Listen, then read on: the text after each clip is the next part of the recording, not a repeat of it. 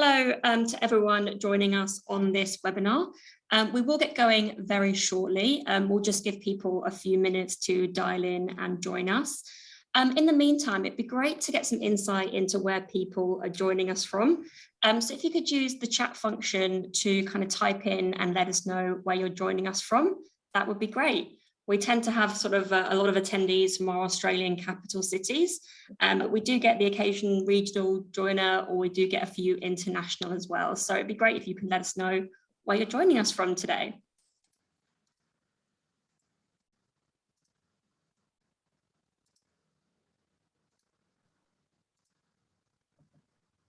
From Victoria, lovely, hello. Sydney, yeah, we're in Sydney as well. So myself and Martin are both in Sydney, hello. Hi everybody. Wollongong as well, so there's lots of New South Wales, Sydney. ACT, Goldie. We've got a good split today, Martin, a good mix of people joining us from across Australia.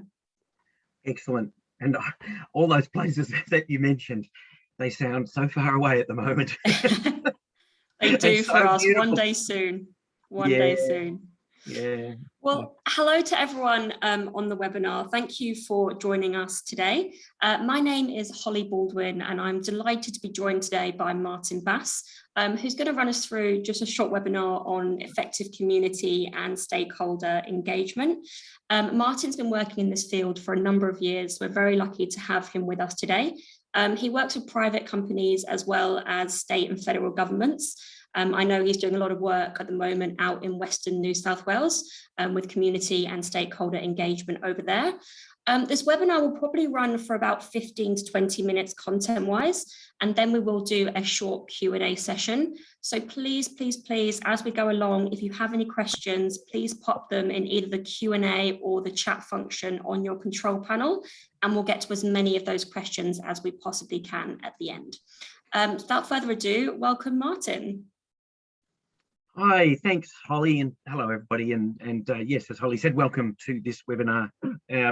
As Holly said, I've been doing for the last 12 months or so a lot of work out in far western New South Wales around, unfortunately, Wilcannia, poor old Wilcannia, which is why I'm not there at the moment. Nobody really can go in and out of there, but I just thought I'd share with you that the screen in the background there is the now disused solar array at White Cliffs, the little opal mining town of White Cliffs in far western New South Wales. And I've spent so much time there, and I never tire of looking at this solar array that was built by the CSIRO back in the, I think it was the early 80s to trial to see how effective solar power would be at powering a town, and it evidently appears to have been quite effective. Anyway, there you go, a little bit of trivia.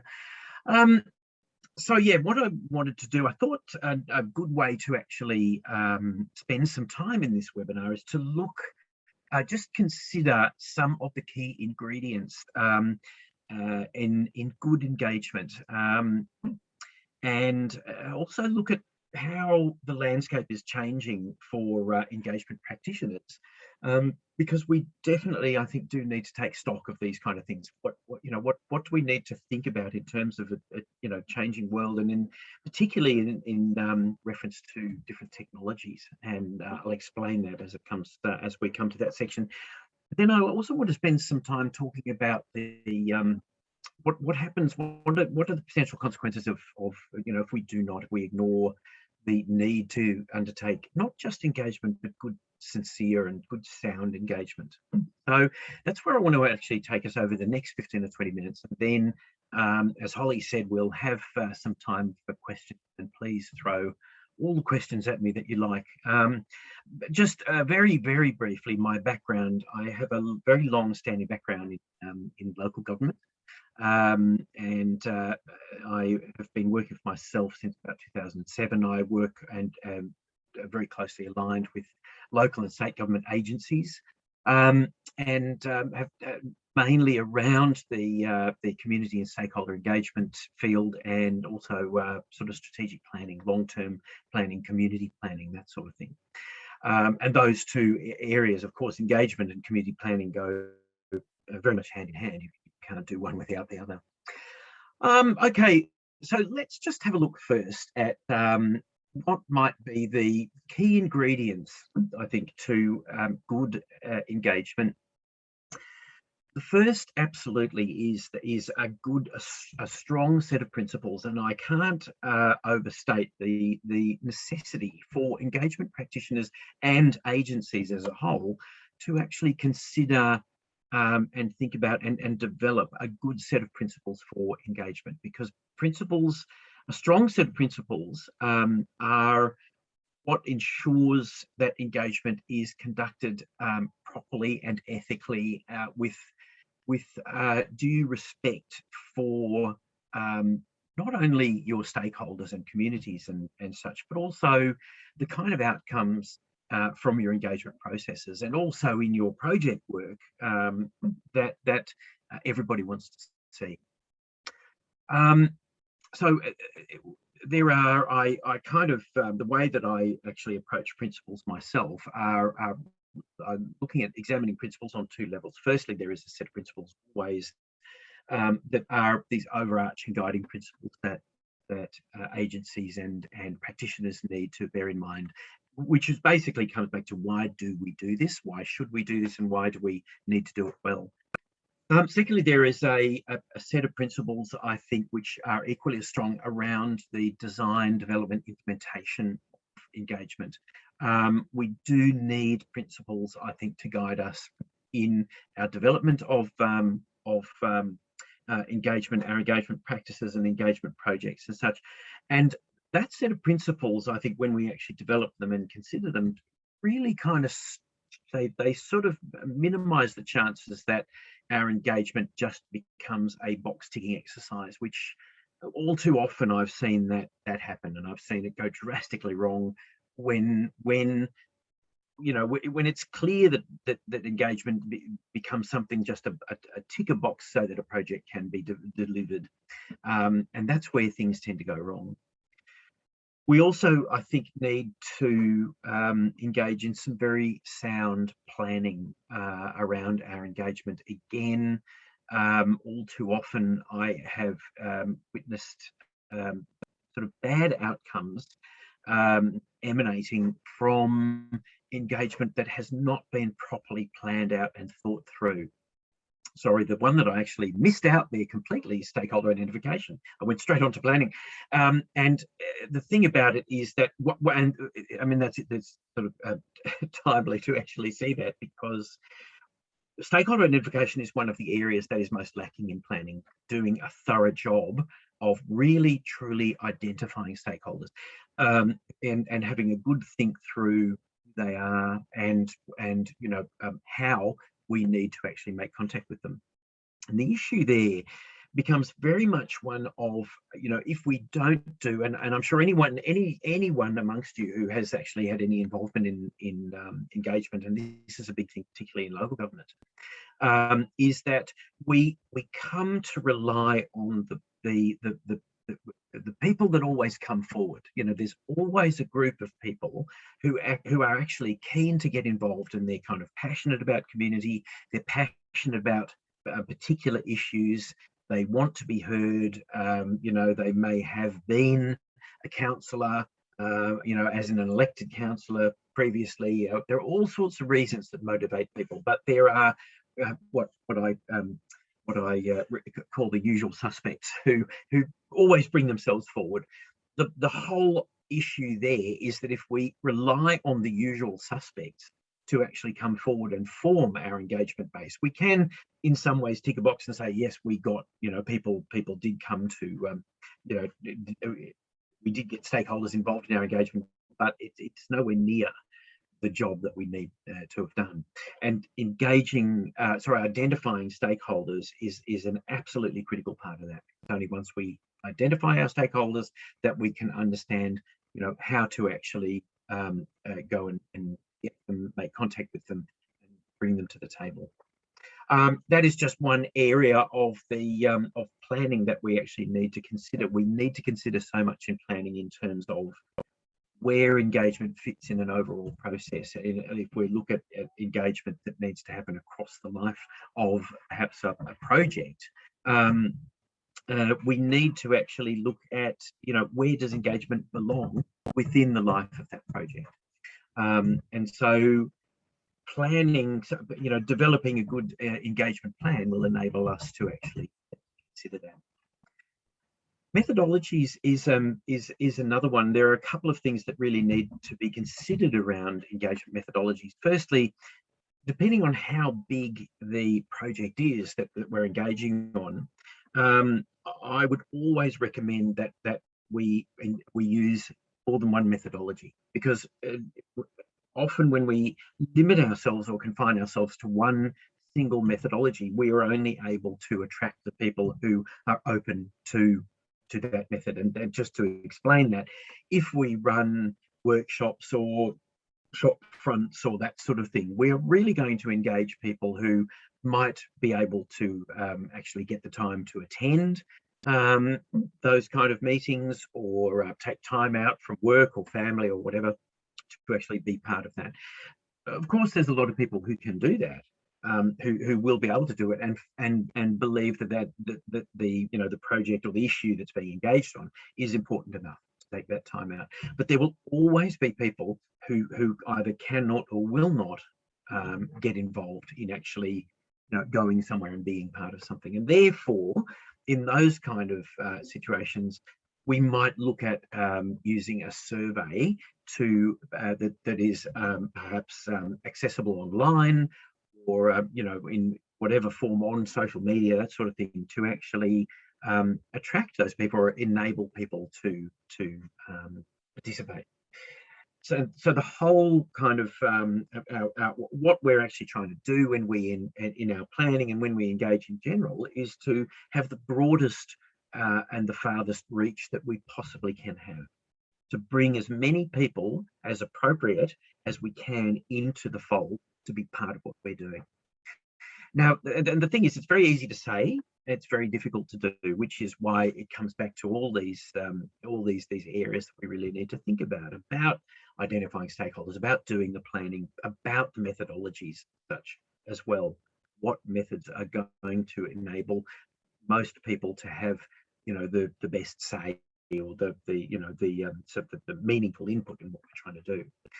Another point there is innovation, and innovation is a term that is possibly overused, has been overused, but I did want to actually mention it here purely because most of the agencies, when I talk through these kind of issues with agencies during training sessions and the like, one of the most common things I find is that people say that they use the methodologies, particularly that they've always used, that they know how to use and that they're comfortable with.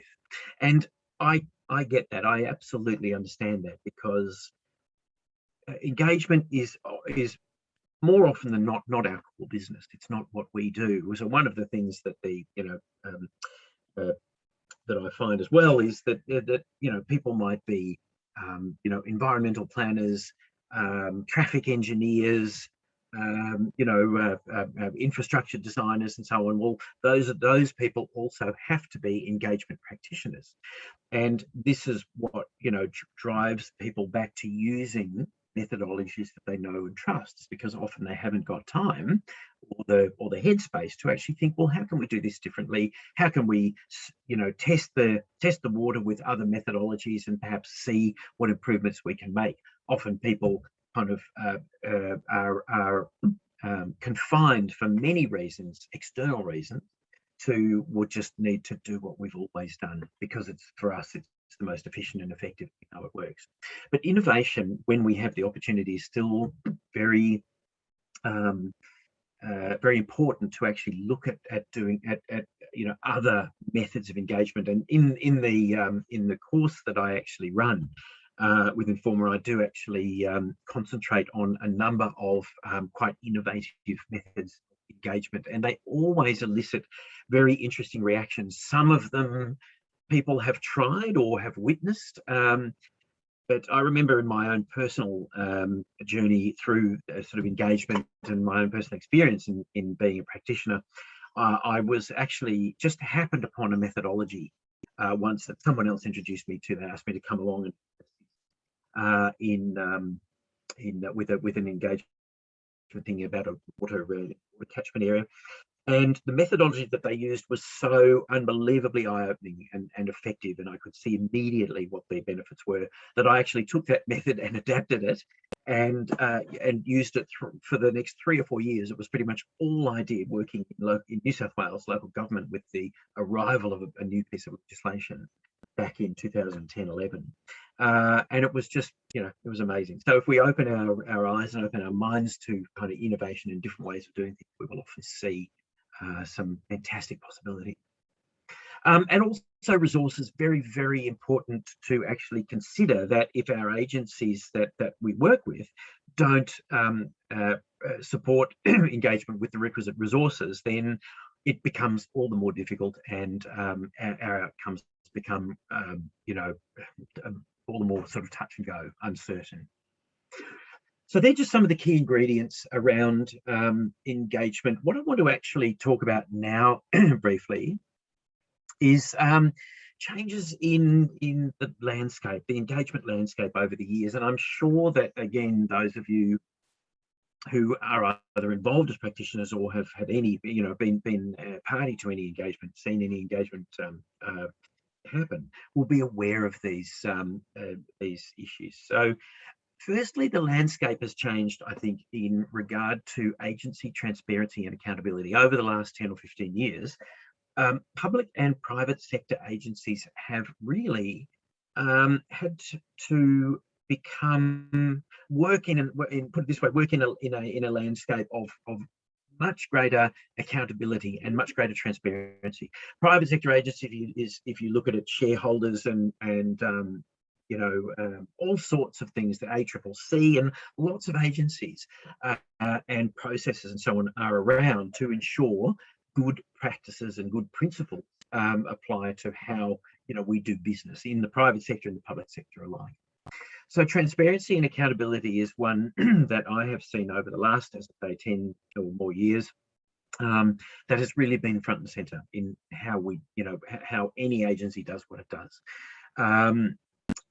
Secondly, communication channels. I call this communication channels. I take in media.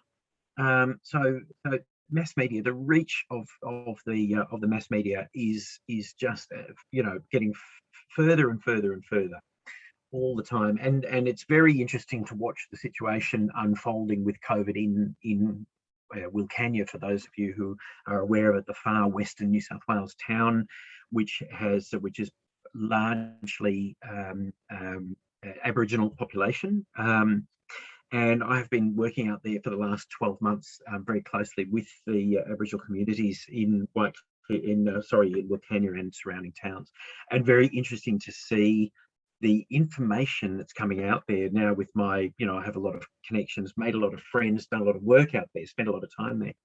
And some of the information that's coming out is through mass media is quite accurate, and some of it is not.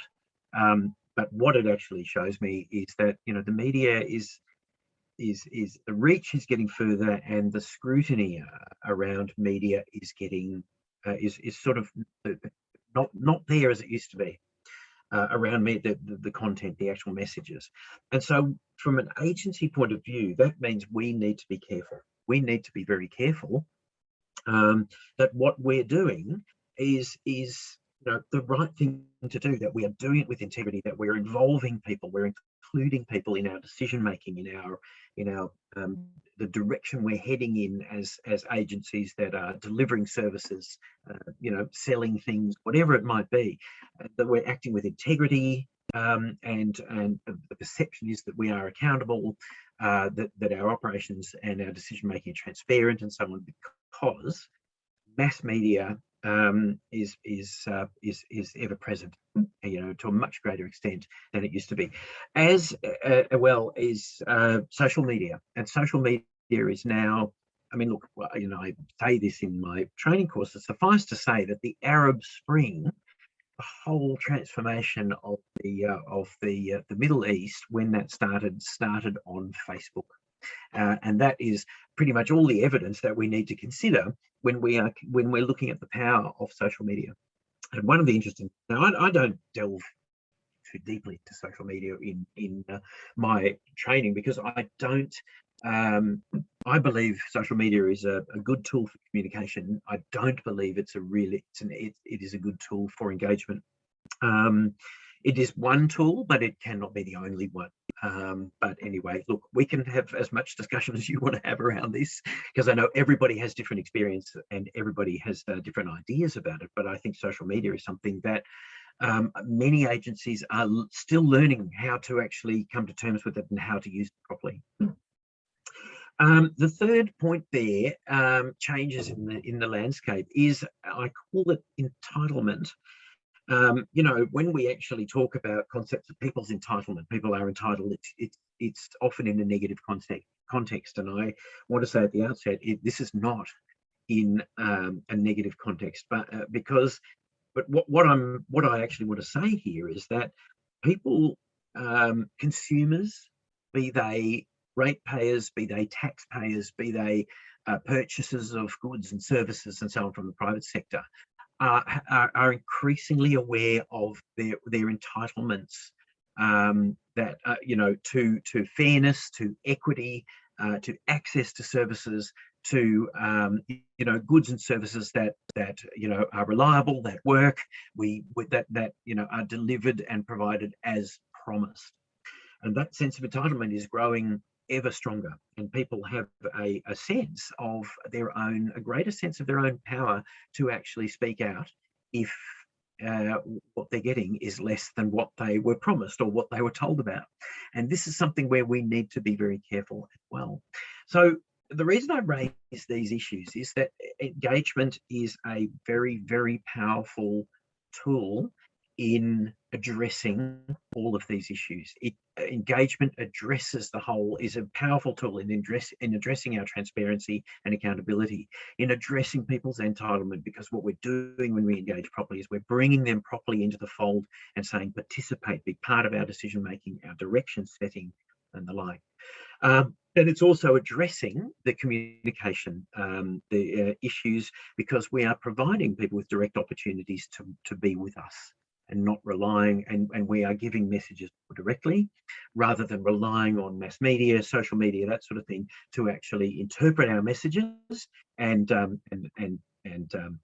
disseminate them as they see. So they're just a few issues around how the landscape's changing. The final thing I want to address is the consequences of poor engagement, and I'll go through these very, very quickly. When we actually don't engage properly, or when we don't engage at all, the kind of things that we face to varying degrees and depending on the agencies that we're with, we work for, and so on, we absolutely can look at things like a loss of trust from our consumers or our customers, taxpayers, ratepayers, whoever they may be, because what they see from the outside is decisions being made and directions being set and they're not part of it, you know, and they're and you know, the whole COVID situation at the moment, I think, is testament to that. And I'm not saying there's anything else that can necessarily be done in such a tearing hurry.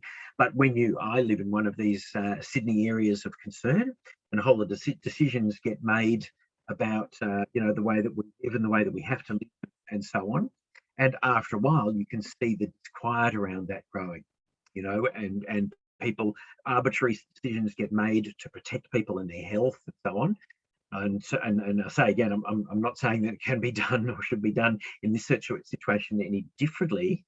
That's a separate discussion. But what happens is that you know, decisions that are made in isolation will always compromise trust, you know, in agencies. The second one is conflict and hostility. Again, if people see decisions being made and things happening in their and they're alienated from that, and they haven't been involved and so on, and their outcomes they don't like, then that gives rise often to considerable hostility and conflict. And I have all manner of horror stories to share with you. Not now, but yeah, certainly in the training, we certainly run through a whole heap of stories, and we share a lot of stories around this.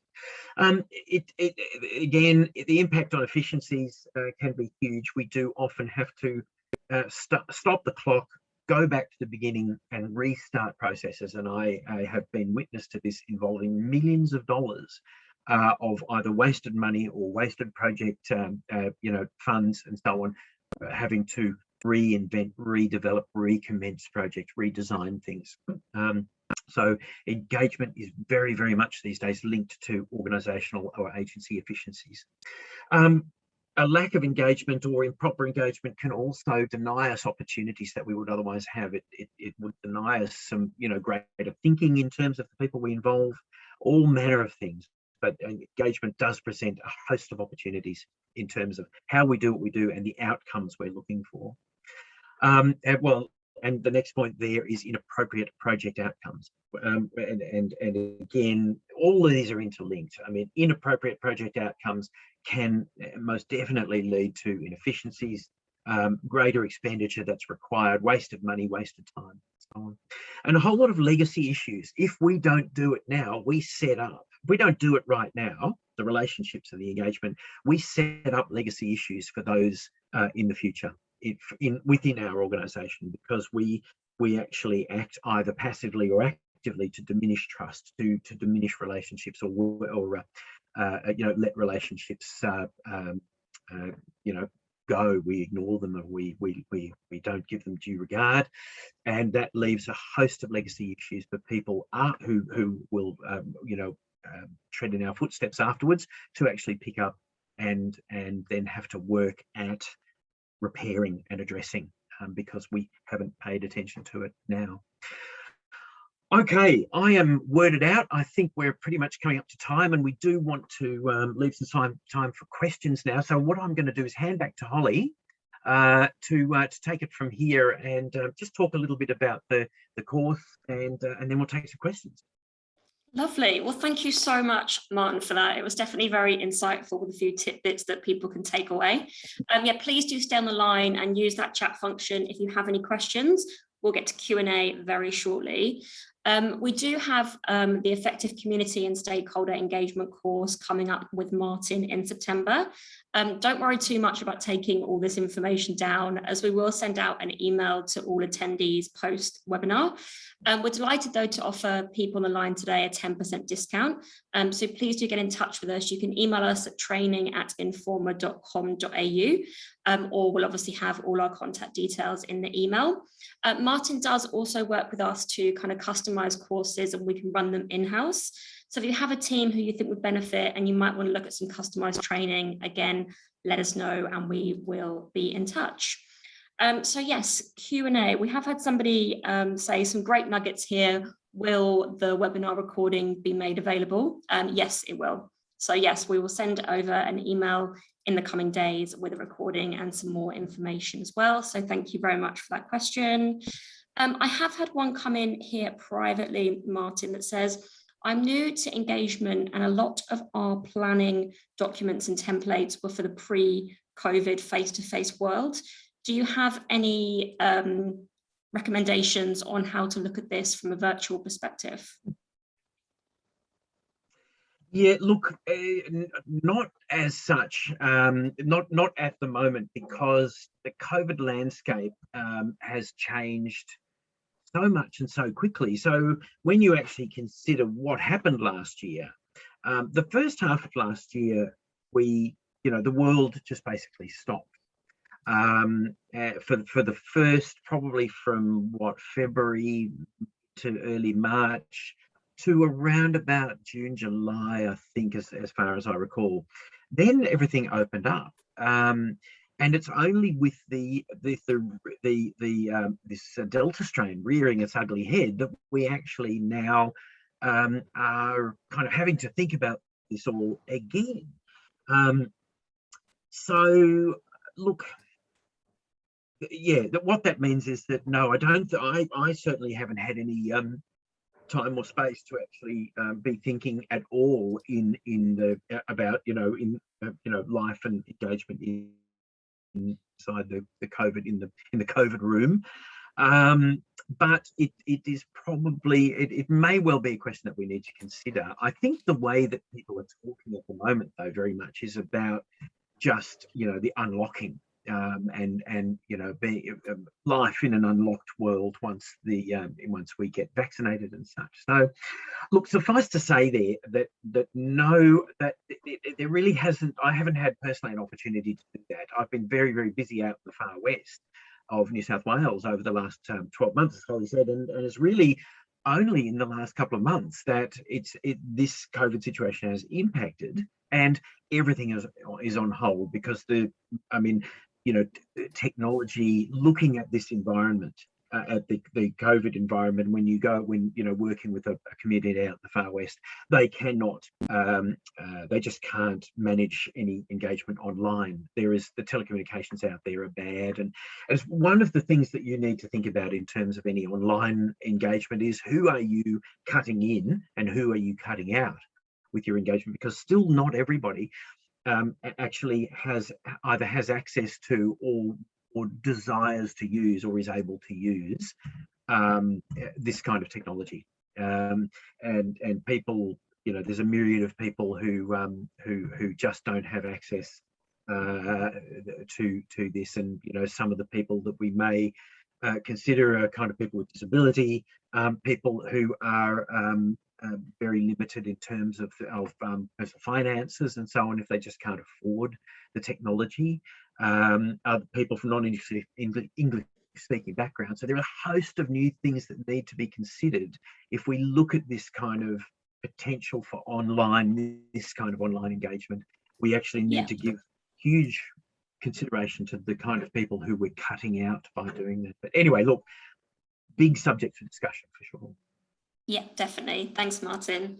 The next one says, you only briefly mentioned about developing a good engagement plan. What would you include in this? Look, there's a whole, there's sort of 6 or 7 different points, and people, what I encourage people to do is use my template, if you like, which is just basically a list, to develop your own. But the kind of thing that I'm the kind of planning that or the kind of points I take into account in engagement planning are things like, we start at the end. So basically, when we set an engagement, when we develop an engagement plan, the very first thing we do is figure out what do we need to walk away with from our engagement. And starting at the end, I know that's a cheesy throwaway line, we start at the end and everything falls into place. But it really is the case where if we start by considering what outcomes do we want from our engagement, what do we need to actually walk away with from our engagement events, that sets the direction for where we're going. So we actually acknowledge the engagement outcomes that we need. Then we can start to piece together, all right, who do we need to come to the table? Our stakeholder identification. And then there are various methods of stakeholder ID that we need to kind of use and engage in ourselves to actually figure out who we need to bring to the table.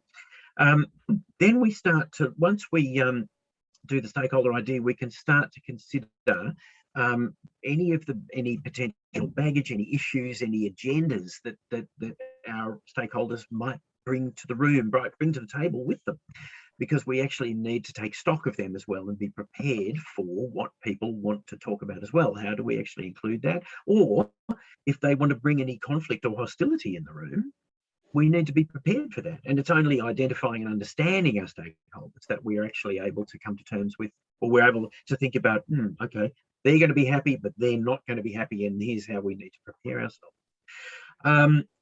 And not prepare to be combative and defensive, but prepare to accommodate everybody, prepare to hear what people have to say. But we do not want to feel like we're being blindsided or ambushed. And half the time that we do feel blindsided and ambushed in our engagement, we've actually brought that on ourselves because we have not given these kind of things due consideration. And they're there, whilst they're there to be considered.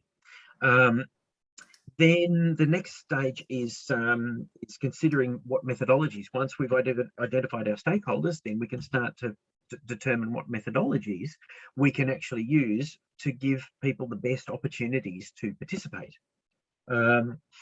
And then once we choose methodologies, we can do all the practicalities of the timing, the location, the infrastructure that we need around it. Do we need? And I mean, look, I've done a lot of engagement in small, very small rural communities where we do have to think about things like heating in little community halls. We have to think about bacon and egg roll breakfasts for farmers who come along for our 7 a.m. engagement in the middle of a community hall in the middle of nowhere, sort of thing. We have to think about all manner of things, practicalities around it, and an inventory of things that we need to prepare and we need to bring as well. And then that moves through to, if we work on a basis of continuous improvement in our engagement, we need to figure out if we're going to evaluate what we're doing, and if we do want to evaluate it, how we're going to evaluate it, and that in itself needs consideration. So they're just some of the steps that we need to actually consider in our engagement planning. Wonderful. Thanks, Martin. It's a huge topic, planning. I mean, you could probably speak for hours on it, but thank you for giving a kind of overview of that. The next one says, what are your thoughts on the following additional criteria?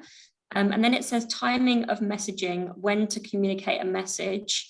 In addition to having a set of principles, you need clear objectives around what you expect to achieve as an outcome of stakeholder engagement. Yep.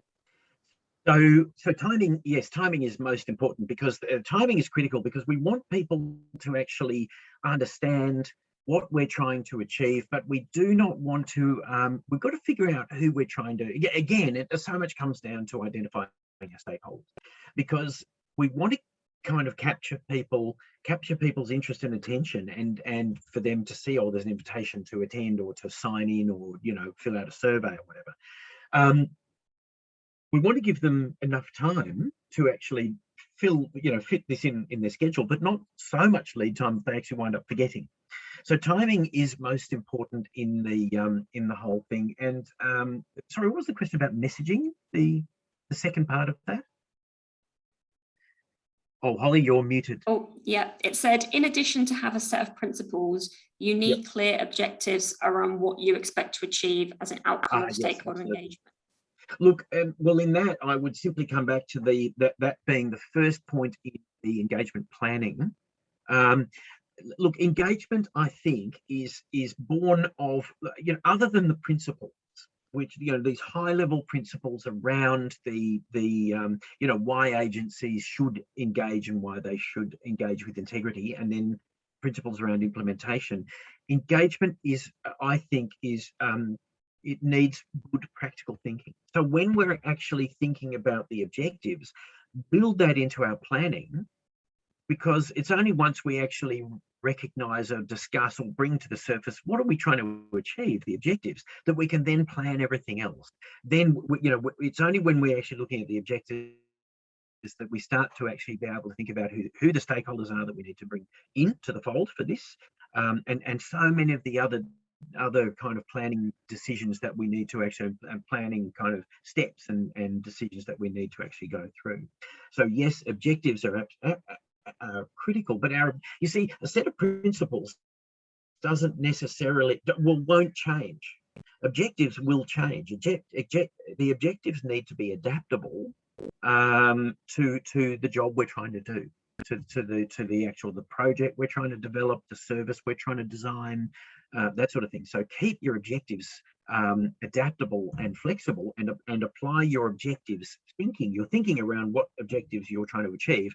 Keep that to each individual project.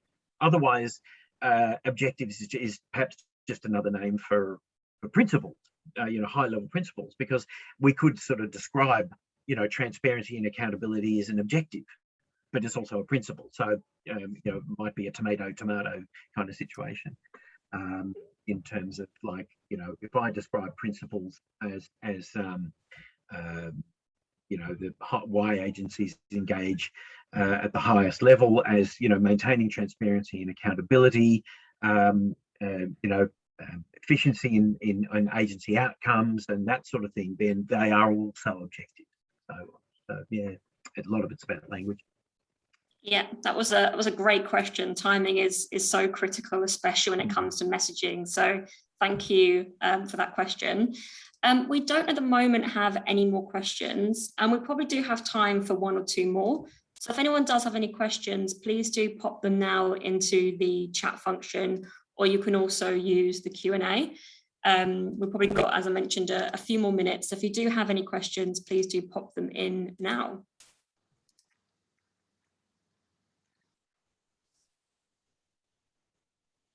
I'll just say while we're waiting that the timing. I hope that what I was, my comments around timing there was what you what the question was looking for. Timing is something that I mean, there's timing considerations in terms of the messaging, absolutely. And I come back to, it can't be too early, it can't be too late, for all those reasons that I went through. But also timing of engagement in projects. I'll just actually throw in a little thing here. Holly, do let me know if there are questions that are coming in, but otherwise let me say that timing of engagement, as a little rule of thumb, I time engagement through the life of a project. I time engagement when any of the core of the project changes, changes form, if you like. So for example, writing a community plan or developing a community plan, you engage with community to get their essence of their priorities, their sense of what they want in their future and aspirations for their communities and that sort of thing. So we get hundreds, if not thousands, of comments from a great many people who have participated in that kind of engagement. We then need to kind of crystallize, we need to look for common themes, we need to crystallize that information and condense it to develop sort of representative statements, if you like. And that is the opportunity, or that's the next opportunity for engagement. It's not just an opportunity, it's beholden on us to sort of go back to people and say, all right, so here are all the comments that you made, hundreds and thousands of them. Here's how we have condensed and crystallized them, and here are the representative statements that we have actually developed that represent what you've said. Is this accurate? Have we represented your thoughts, your ideas, and your comments accurately? That's the next time you go to engage with people. So each step of the way, you take a project, you develop a project and such based on engagement. When you transform anything around that project, that is the time to go back to people and say, are we on track here? Are we doing this right? Is this what you said? So on. So just a little rule of thumb to think about. Awesome, thanks, Martin. We did get another question come in. Yep. So it says, what's your thoughts on formal versus informal engagement activities? Okay, look, that is a great question. That is a top question, because it's a dilemma for me all the time. What we need to actually do is we need to take our cues from the people who we're working with, our stakeholders or communities and such. So if we are engaging, for example, with other government and non-government agencies, for example, it's would probably err on the side of formality. And I'm interpreting here, I must say, what you are, what the meaning of formality here. But I would probably dress professionally, and I would probably, make presentations, pretty high level and so on.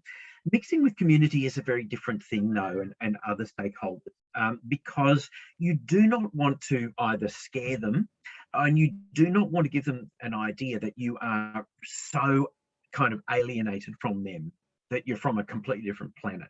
So if they turn up in kind of, their weekend clothes, if you run a Saturday afternoon and you turn up in a suit and tie, most times that's going to look out of place. So informality, I think the high side of informality is is what we're after. So, for example, when I started engaging out in Wilcannia and Menindee and so on with the communities out there, so largely Aboriginal communities and farming communities, so they turn up in in a myriad of different clothing and outfits and so on.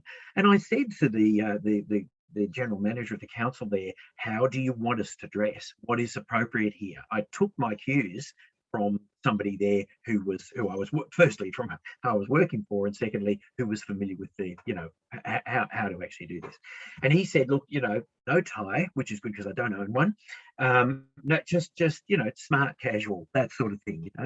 Well, the first time we went out and I did that, I did the smart casual thing, and I felt like it was okay. I was sort of accepted and so on. Once the relationships developed, I felt much more comfortable about being in, jeans and a shirt and boots or sneakers or something. Never t-shirt, never thongs, never shorts. That's out of can't do that. But coming closer to the people that you're working with in terms of that level of informality, you always sort of need to slightly be on the higher side of it, I think. But I don't think there's, just when we're working certainly with communities, drop the suit and tie. It's too alienating. And it's also, it's sort of like it works on the same principles as why, the reasons why judges wear their fluffy sheep woolen hats is to actually give them separation and authority. And we do not want that. We want to look presentable, and we want to be presentable in our language, in our appearance, and that sort of thing, but we do not want to be scary. We don't want to be intimidating. So I hope that answers your question. But in overall, the strongest point there is take your cues from the people that you're engaging with, and be sort of pretty much at that level, at their level. But I would stop way short of, if they turn up in t-shirt and shorts and thongs, I would advise not to do that. But there is a sign that you can be pretty sort of smart, casual, jeans and a comfortable shirt, that sort of thing. Anyway, I hope that hits the mark for you. Lovely. Thank you so much, Martin. We haven't had any other questions come in, so I think we probably will leave it there. Yep. Thank you so much to everybody on the line for joining us today. It's been great to have you here, and thanks for being so interactive with questions as well. We will send out, as we mentioned, an email with some more information and a recording of the webinar. But the biggest thanks of the day obviously goes to Martin. Thank you so much for your insight and joining us today. It's been a pleasure. Lovely. Thanks, everybody. Wonderful. Thanks all. Bye-bye. Bye.